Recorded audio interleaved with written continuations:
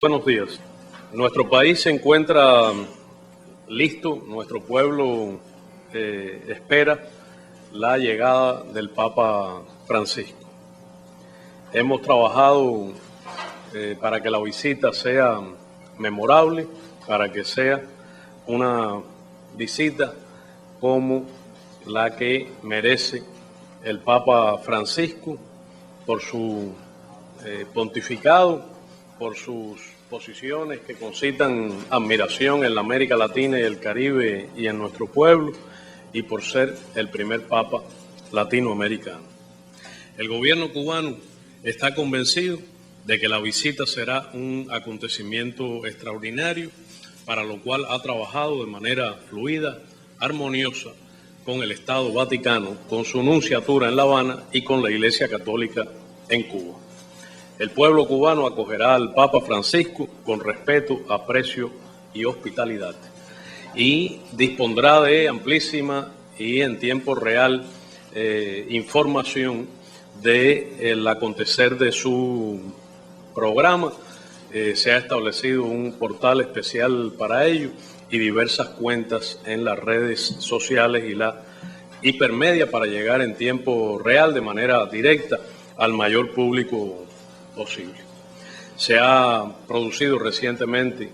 un indulto a personas sancionadas a privación de libertad dentro del ordenamiento legal cubano y la tradición humanista de nuestro sistema judicial. La visita del Papa contará seguramente con la participación masiva de los creyentes, de los no creyentes, y será un acontecimiento trascendental para todo nuestro pueblo, para nuestra cultura, para la nación cubana. La visita se produce además en un contexto internacional, hemisférico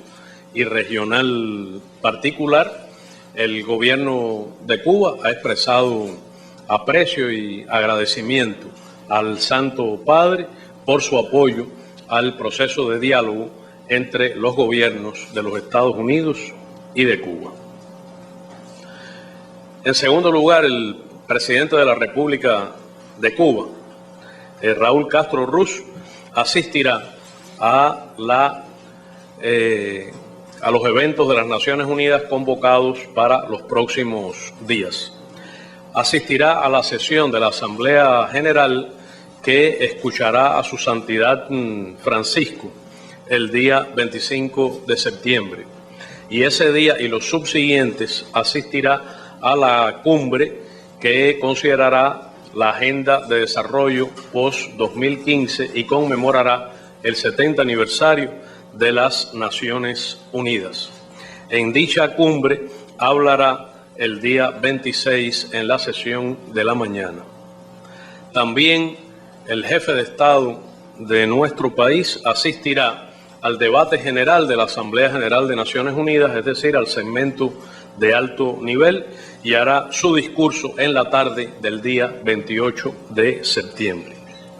El presidente cubano tiene previsto también asistir a una conferencia sobre empoderamiento e igualdad de la mujer que sigue la tradición de la Conferencia Mundial de la Mujer, la Conferencia de Beijing, y procesos que son de altísima prioridad para nuestra sociedad, a partir de la convocatoria del presidente de la República Popular China, compañero Xi Jinping, y del secretario general de las Naciones Unidas, Ban Ki-moon.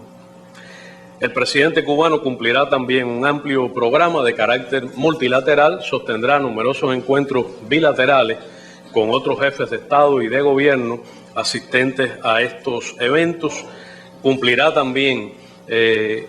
un programa que incluirá encuentros con distintos sectores de la sociedad estadounidense, incluyendo personalidades de ese país,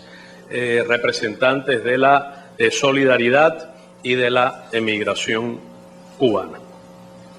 La agenda de desarrollo post-2015, que ha sido ya resultado de un largo y amplio proceso intergubernamental y que seguramente será adoptada en la conferencia cumbre, plantea metas positivas y ambiciosas. En opinión de nuestro país, constituye un paso de avance a escala mundial en relación con las llamadas metas de desarrollo del milenio que la Asamblea General de Naciones Unidas adoptó en el año 2000 con la presencia del líder histórico de la Revolución Cubana, comandante en jefe Fidel Castro Ruz. Nosotros consideramos que la agenda en proyecto contiene metas indispensables, inevitables dada la situación económica y social del mundo y los gravísimos riesgos para la existencia de la especie humana que significa, por ejemplo, el cambio climático, y contiene propósitos abarcadores, en algunos casos incluso específicos, concretos, que son loables. Es nuestra preocupación la insuficiente correspondencia de los propósitos que plantea la Agenda de Desarrollo post-2015 en relación con los medios de implementación que se propone acordar, relacionados con la transferencia de recursos financieros, la transferencia de tecnologías apropiadas, y dada la realidad de que somos víctimas de un orden internacional inequitativo, injusto, excluyente. Somos víctimas de un orden económico depredador, expoliador, que saquea los recursos naturales y las riquezas de los países del sur, y el hecho real de que falta voluntad política en los gobiernos de los países industrializados para acometer las acciones urgentes e indispensables que permitirían avanzar en materia de desarrollo social, resolver el problema de la pobreza, del hambre, de las enfermedades sin atención a escala mundial, y crear condiciones elementales para que esta agenda, que será adoptada en las próximas semanas, sea viable y no resulte una mera declaración de buenas intenciones. De manera que, en nuestra opinión, será necesario adquirir conciencia, movilizar la opinión pública internacional y trabajar fuertemente para construir otro orden internacional, para edificar otro orden económico, para demoler y construir otra arquitectura financiera internacional, de manera que permita hacer el milagro de que la agenda que se adoptará en los próximos días sea realizada. Al mismo tiempo, conmemoraremos el 70 aniversario de las Naciones Unidas. La opinión de Cuba es que la Organización de Naciones Unidas debe ser defendida de los ataques, manipulaciones, intentos de distorsión de sus objetivos que sufre, que es necesario renovar el concepto de que la Carta de las Naciones Unidas y sus propósitos y principios tienen absoluta vigencia y que constituyen el marco esencial de derecho internacional que puede garantizar la convivencia pacífica en aras del desarrollo de todos y del ejercicio de los derechos humanos por todas y todos en nuestro planeta. Considera que al mismo tiempo Naciones Unidas está urgida de una profunda reforma para democratizarla, para que la Asamblea General pueda ejercer las facultades que le da la Carta, para contener la injerencia, la voracidad en relación con la agenda de la Asamblea del Consejo de Seguridad, para democratizar en su escasa representación de los países del sur y en sus métodos nada democráticos, incluyendo la necesidad de la eliminación del privilegio obsoleto del veto. Cuba se inspira en su posición con relación a estos temas en la proclama de paz, en la proclama de la América Latina y el Caribe como zona de paz, firmada por los jefes de Estado y de Gobierno de nuestra región en enero del 2014 en la cumbre de la CELAC en La Habana, que plantea no solo principios y normas de relacionamiento entre los países de nuestra región, sino también la aspiración de que estos sean observados por todos los estados en sus relaciones con los que pertenecen a nuestra región. Tenemos seria preocupación por las crecientes amenazas a la paz y la seguridad internacionales, el hecho de que se conmemora el 70 aniversario del criminal bombardeo nuclear sobre Hiroshima y Nagasaki, sin haber dado ningún paso de progreso en materia de desarme nuclear y existiendo niveles récord inexplicables, insostenibles de gastos militares. Asistimos a condiciones internacionales extraordinariamente complejas. Es un llamado a la conciencia humana lo que está ocurriendo con las oleadas de migrantes en Europa, personas que huyen de los conflictos, de las guerras no convencionales, de las consecuencias de acciones ajenas al derecho internacional que han llevado a la destrucción de estados, del tejido social de varias naciones y huyendo de la pobreza, del subdesarrollo. Y nos preocupa profundamente que la Unión Europea no avance en relación con la solución de las causas profundas que provocan estas oleadas migratorias o se plantee el uso de medios militares o represivos contra los migrantes. Todos quedamos consternados ante la imagen del niño pequeño en la playa como un símbolo que conmovió a toda la humanidad. Esperemos que haya voluntad política en los gobiernos de los países industrializados que son responsables históricos de las condiciones de subdesarrollo y pobreza que existen en los países del sur, particularmente en estos que son responsables de los conflictos recientes que condujeron a la situación actual. En segundo lugar, quiero anunciar que la resolución que condena el bloqueo económico, comercial y financiero de los Estados Unidos contra Cuba ha sido circulada a los Estados miembros de las Naciones Unidas. Será considerada en un debate en sesión de la Asamblea General el día 27 de octubre y será sometida a votación. El texto de la resolución, y lo voy a comentar porque contiene algunos elementos novedosos, parte de una actualización del texto tradicional que ha sido adoptado durante más de 20 años con votación de 188 estados a favor, un apoyo abrumadoramente mayoritario y solamente 2 votos en contra. La resolución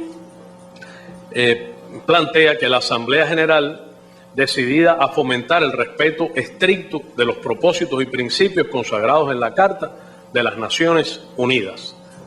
tiene un enfoque de derecho internacional. La Asamblea General, reafirmando, entre otros principios, la igualdad soberana de los Estados, la no intervención y no injerencia en sus asuntos internos y la libertad de comercio y navegación internacionales, consagrados además en numerosos instrumentos jurídicos internacionales. Recordando las declaraciones formuladas por los jefes de Estado o de gobierno de la América Latina y el Caribe en las cumbres de la Comunidad de Estados Latinoamericanos y Caribeños relativas a la necesidad de poner fin al bloqueo económico, comercial y financiero impuesto contra Cuba.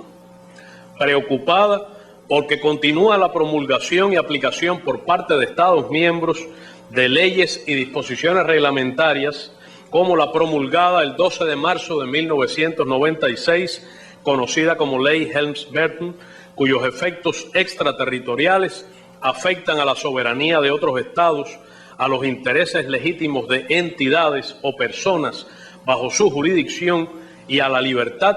de comercio y navegación. Es conocido que el Congreso de los Estados Unidos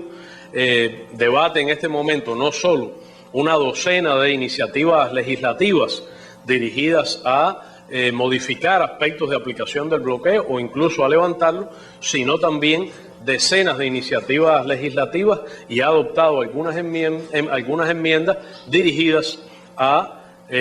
impedir que el presidente de los Estados Unidos de América pueda modificar su aplicación.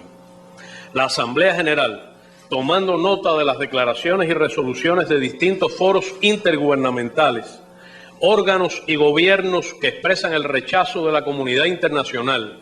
y de la opinión pública a la promulgación y aplicación de medidas del tipo indicado, recordando sus resoluciones y lista las resoluciones, la primera del 24 de noviembre de 1992. La resolución tiene 2 párrafos nuevos que dicen: la Asamblea General, saludando el restablecimiento de las relaciones diplomáticas entre los gobiernos de la República de Cuba y los Estados Unidos de América, reconociendo la voluntad expresada por el presidente de los Estados Unidos de América de trabajar por la eliminación del bloqueo económico, comercial y financiero contra Cuba, preocupada porque después de la aprobación de sus resoluciones, y lista una serie de ellas, continúa vigente el bloqueo económico, comercial y financiero contra Cuba, y preocupada también por los efectos negativos de esas medidas sobre la población cubana y los nacionales de Cuba residentes en otros países, en particular la emigración cubana residente en los Estados Unidos. La Asamblea General, 1. Toma nota del informe del secretario general sobre el cumplimiento de la resolución 69/5, es decir, del año pasado. 2. Reitera su exhortación a todos los estados a que se abstengan de promulgar y aplicar leyes y medidas del tipo indicado en el preámbulo de la presente resolución, en cumplimiento de sus obligaciones de conformidad con la Carta de las Naciones Unidas y el derecho internacional, que entre otras cosas reafirman la libertad de comercio y navegación. Es decir, la resolución reafirma que el bloqueo es una violación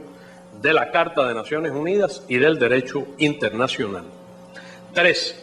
Insta una vez más a los estados en los que existen y continúan aplicándose leyes y medidas de ese tipo a que en el plazo más breve posible y de acuerdo con su ordenamiento jurídico tomen las medidas necesarias para derogarlas o dejarlas sin efecto.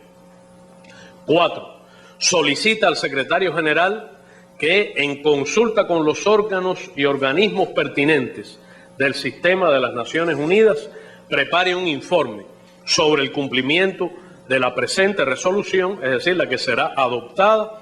a la luz de los propósitos y principios de la Carta y del derecho internacional, y se lo presente en su 71º periodo de sesiones, es decir, en el año 2016.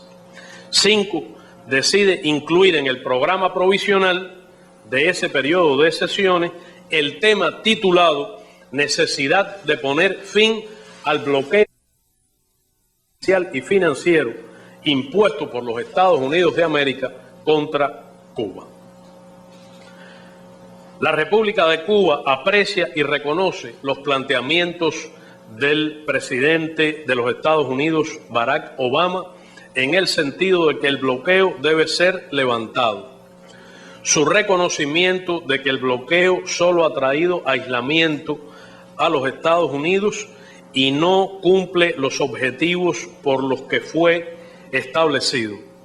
El presidente de los Estados Unidos ha reconocido también que el bloqueo provoca daños humanitarios, es decir, daños a nuestro pueblo. También su decisión de involucrarse en un debate con el Congreso de los Estados Unidos con el objetivo del levantamiento del bloqueo y su declaración de que utilizará sus facultades ejecutivas para modificar su aplicación. La realidad es que el bloqueo persiste y que las medidas que el gobierno de los Estados Unidos ha adoptado hasta este minuto solo modifican la aplicación de algunos aspectos del bloqueo. Es sabido que el presidente de los Estados Unidos conserva facultades ejecutivas que le permitirían modificar sustancialmente su aplicación. Esperamos que este tema sea de discusión en el debate general de la Asamblea General, es decir, en el segmento de alto nivel de la Asamblea General, donde el año pasado varias decenas de jefes de Estado y numerosos jefes de delegaciones se refirieron al tema. La realidad es que hasta este momento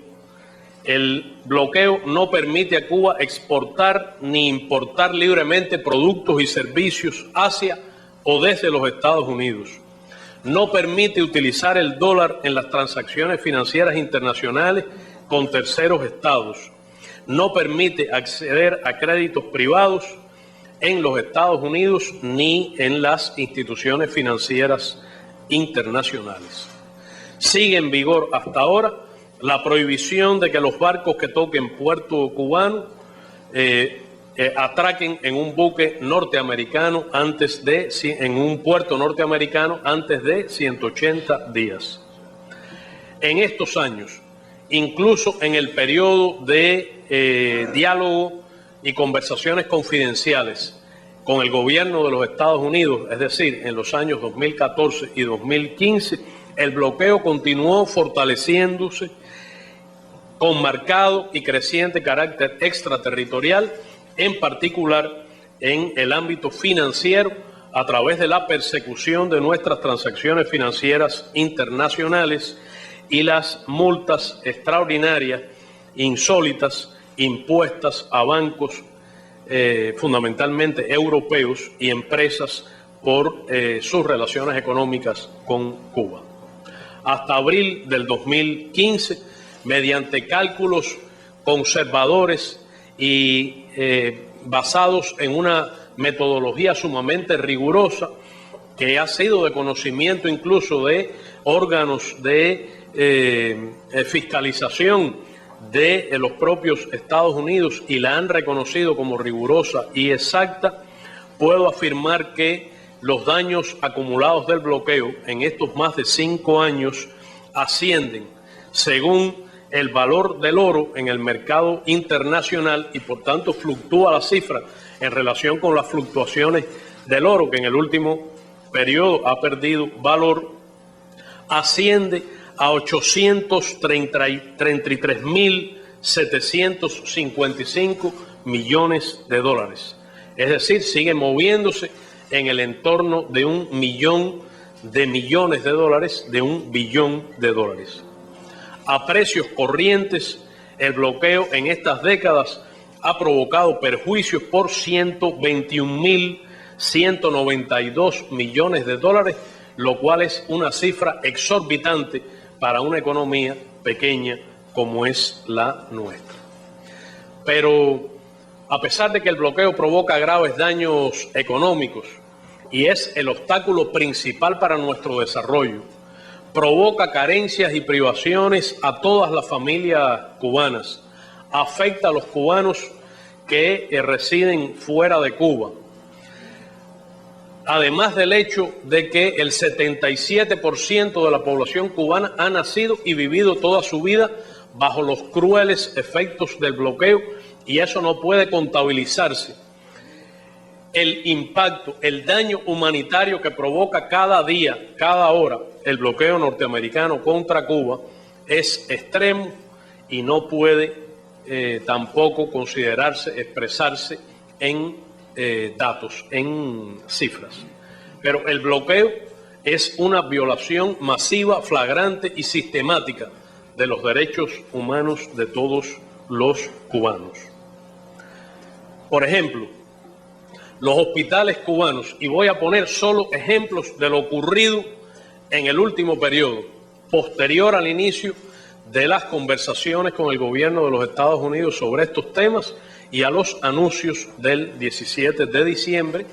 que llevaron al restablecimiento de relaciones diplomáticas y la reciente apertura de embajadas con la productiva visita del señor secretario de Estado John Kerry a nuestro país. Es decir, voy a usar ejemplos recientes. Los hospitales cubanos encargados de la atención a pacientes oncológicos, es decir, enfermos de cáncer, disponen de equipos de braquiterapia para cuyo normal funcionamiento se requiere el Iridium 192. Son equipos indispensables para el tratamiento de enfermos de cáncer. Estos equipos fueron suministrados por la empresa Electa, que es una empresa radicada y registrada en Brasil, no es norteamericana. Esta empresa recibía a su vez de la compañía norteamericana Mallinckrodt las fuentes, es decir, elementos de Iridium 192 indispensables para su funcionamiento. En el periodo reciente, esta empresa ha informado a sus contrapartes cubanas que la empresa norteamericana, debido a las reglas del bloqueo, ha decidido dejar de suministrar dichas fuentes porque el Departamento del Tesoro de los Estados Unidos no le ha otorgado la correspondiente licencia. Es decir, es un efecto del bloqueo y es un efecto de que no se ha hecho mediante licencia una excepción al bloqueo en este ámbito. Esta denegación ha impedido que el Instituto Nacional de Oncología y Radiocirugía y que los hospitales oncológicos de Santiago de Cuba y de Camagüey hayan podido suministrar radiaciones a miles de pacientes oncológicos con la frecuencia y en el momento requerido. Han recibido los tratamientos, pero no de la manera requerida, lo cual constituye un acto de terrible impacto humanitario. Porque hay que ser muy realista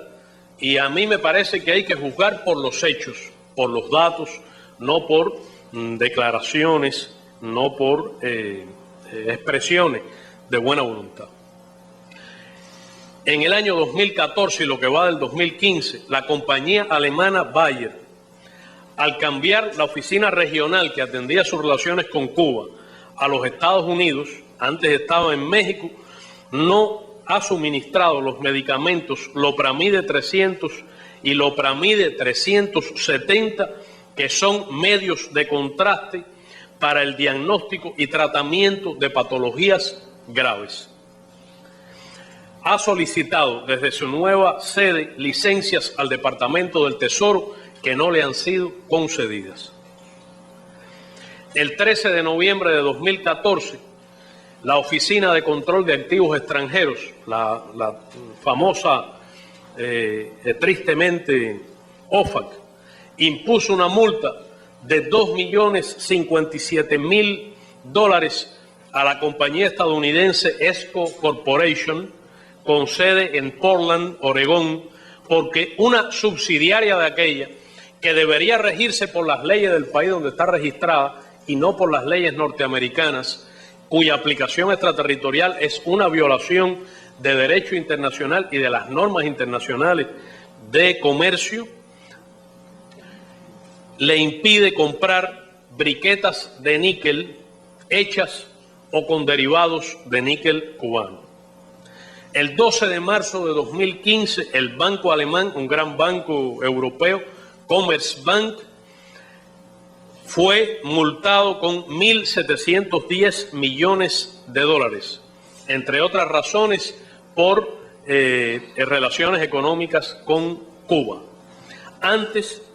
pero no mucho antes, sino en junio de 2014, el banco francés BNP Paribas recibió una multa extraordinaria de una corte neoyorquina que lo sancionó a pagar $8.900 millones,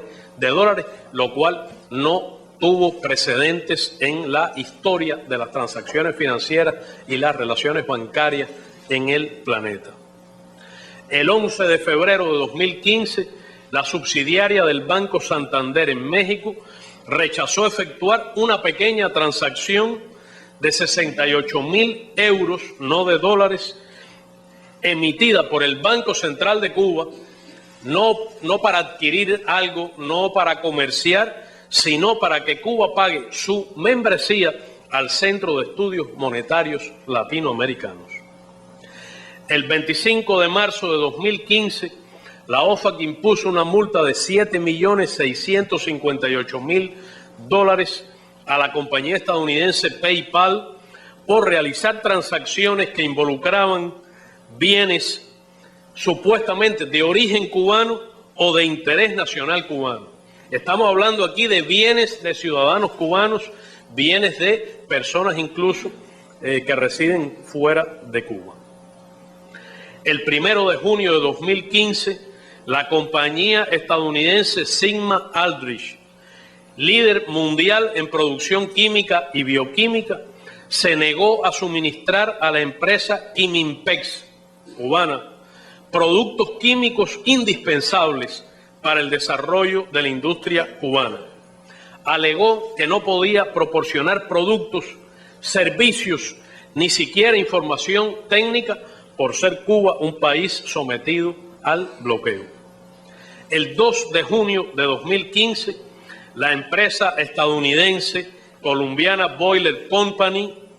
especializada en la fabricación de contenedores presurizados, es decir, contenedores a prueba de escapes, de filtraciones,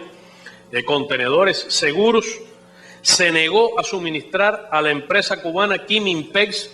los cilindros necesarios para envasar el cloro que se emplea en la potabilización del agua del sistema de acueductos, del agua que se consume en Cuba, del agua que beben nuestros niños, que bebe la población cubana, indicando que el Departamento de Comercio no había dado la autorización correspondiente para hacerlo. Quiero, habiendo demostrado, y ustedes recibirán en pocos minutos el informe del bloqueo,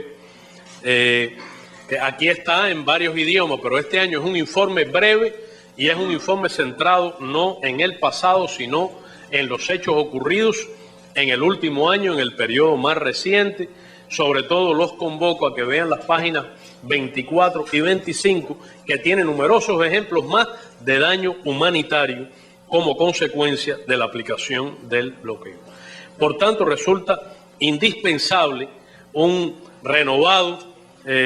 apegado al derecho, respetuoso pero enérgico reclamo de la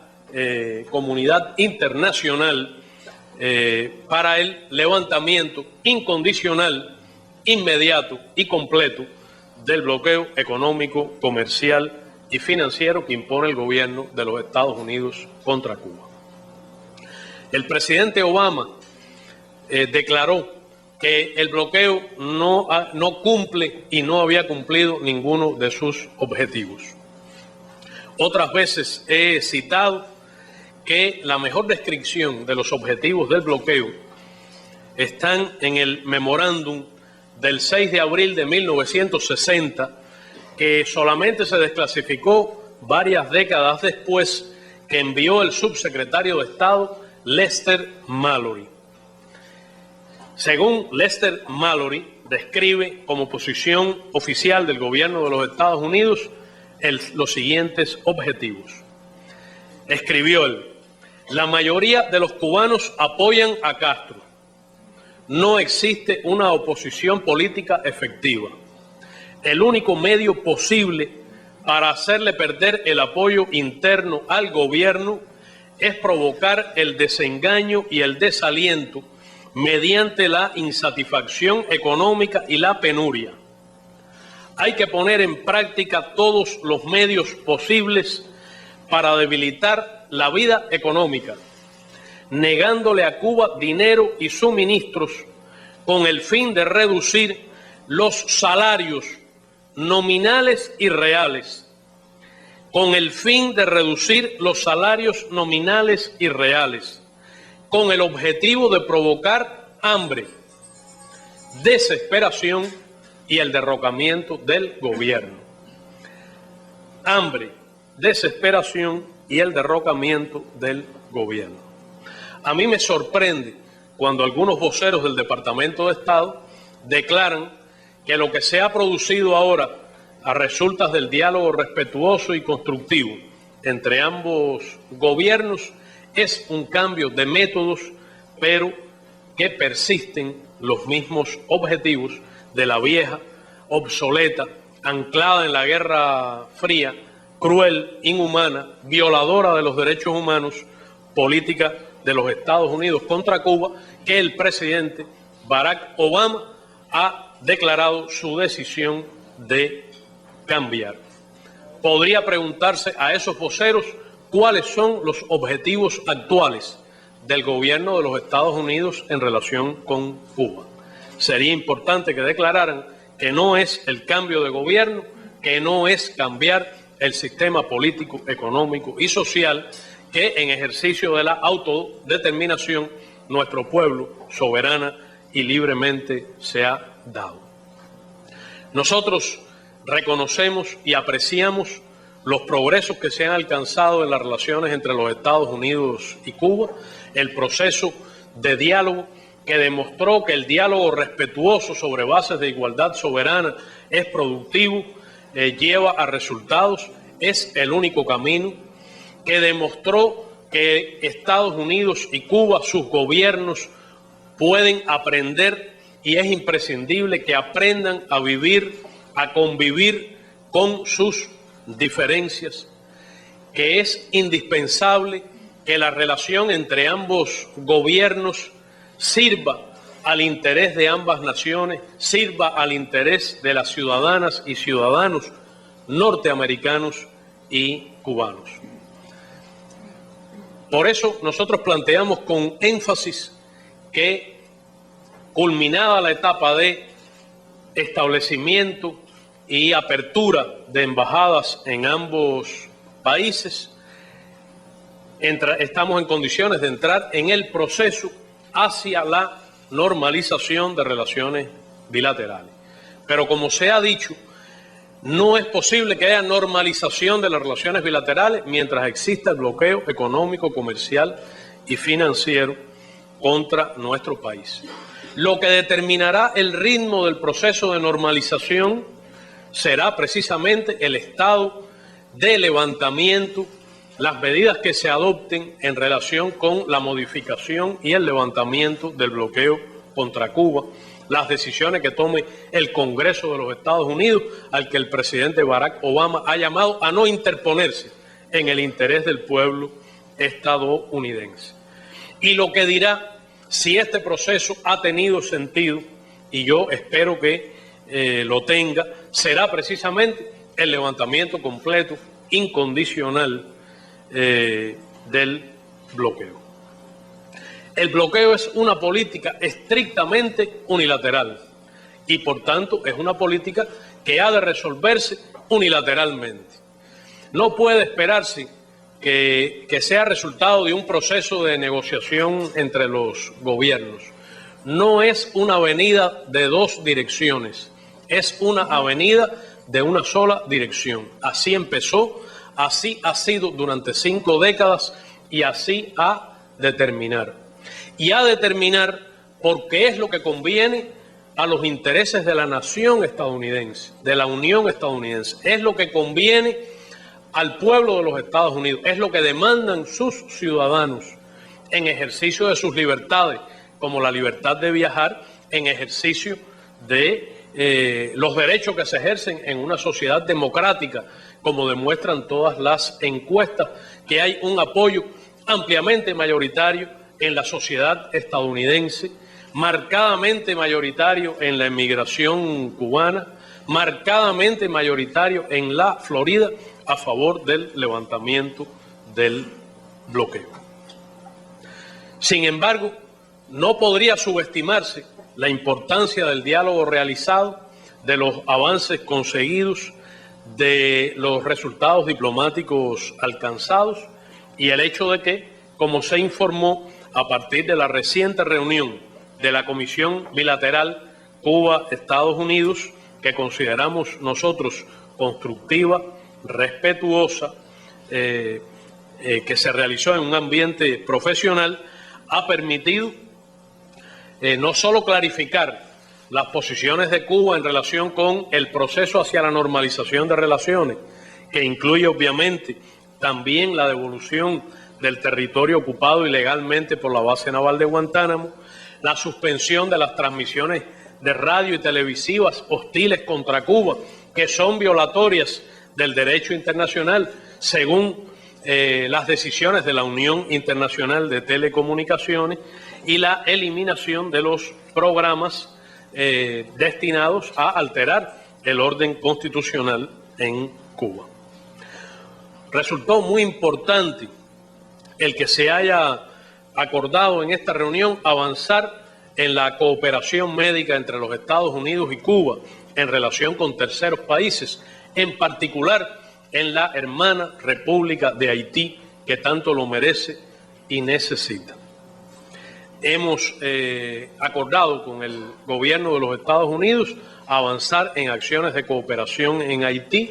Conocieron ustedes que hubo algunos intercambios entre especialistas médicos cubanos y norteamericanos en ese país en días recientes, y presentaremos al gobierno de los Estados Unidos una propuesta de cooperación sustancial que tenga impacto y alcance real en el sistema de salud y en los indicadores de salud del pueblo haitiano. Tenemos toda la disposición a cooperar con los Estados Unidos, tal como hicimos en relación con el ébola, con la terrible epidemia de ébola en África Occidental. Tenemos esa disposición. Sin embargo, hay obstáculos también que hay que resolver. Por ejemplo, el bloqueo es omnipresente, no es una manía, es que está en los hechos. Cuando nosotros despachamos nuestras brigadas médicas para el ébola a África Occidental, en el caso de Liberia, incluso habiendo tenido contactos con el gobierno de los Estados Unidos al respecto, las transferencias de la Organización Mundial de Salud destinadas al trabajo de estas brigadas médicas fueron cortadas en instituciones bancarias de terceros países a resultas del bloqueo, y tuvo el Departamento del Tesoro que emitir una licencia especial que permitiera que los médicos cubanos que se estaban jugando la vida, que fueron prácticamente los únicos que estuvieron atendiendo directamente en la llamada zona roja a los pacientes contagiados de ébola, recibieran los suministros indispensables para su trabajo. De la misma manera que habría que esperar que el gobierno de los Estados Unidos remueva otros obstáculos a la cooperación relacionados con el robo de cerebros o actos que atentan, que dificultan, que dañan la cooperación cubana en terceros países, como es el programa de parol al personal médico cubano en terceros países, que tiene una clara intención política establecido por el gobierno de W. Bush. Hemos avanzado también en la discusión sobre temas relacionados con otros ámbitos de las relaciones bilaterales, como las compensaciones por daños humanos y económicos causados al pueblo cubano durante todas estas 5 décadas por las políticas anteriores al presidente Obama, y también se reiteró la disposición cubana a negociar en un contexto común en relación con reclamaciones norteamericanas por compensación por nacionalizaciones cubanas de los años 60, previstas en nuestras leyes y en las decisiones políticas que no se ejecutaron como consecuencia del bloqueo. También hemos avanzado en la discusión sobre aspectos referidos a marcas y a